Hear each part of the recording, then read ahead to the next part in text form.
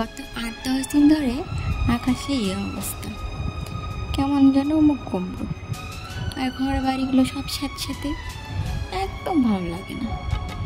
আর এই যে কাপড় শুকোচ্ছে না, কিন্তু আমার কামের স্পিড দেখেছ? সংসারে সমস্ত কাম করে সকালে ব্রেকফাস্ট করে চলে এলাম দুপুরে রান্না করতে। এদিকে আমি রান্না করছি আর আমার মেয়ে ওদিকে আমাকে হুমকি দিচ্ছে। কেন?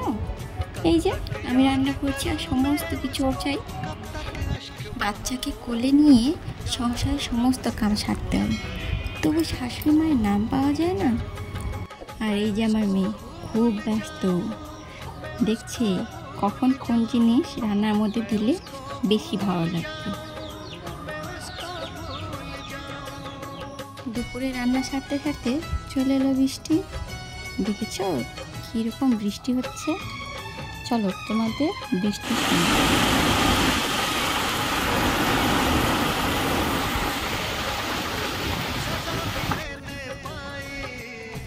আর বৃষ্টির দিনে গ্রাম বাংলাতে মাছ ধরা হয়। কাদের কাদের মাছ ধরা হয় একটু কমেন্টে বলবে। আমাদের তো এইভাবে মাছ ধরা হয়। আর বিকালবেলা বৃষ্টি সারতে কিছু কলা পাতা কেটে নিলাম, কারণ বৃষ্টিতে না মাঠঘাট সব ডুবে গেছে, গরুকে বাঁধবো কোথায় বুঝতেই পারছিলাম না, তাই কলা পাতা কেটে দিলাম। আর আমার মেয়েকে দেখো লক্ষ্মী সোনার মতো বসে খেলছে, খুবই শান্তশিষ্ট, কান্নাকাটি নেই। আর সেই সময়ে আমার ননদ বলল, বৌদি চাউমিন খাবো।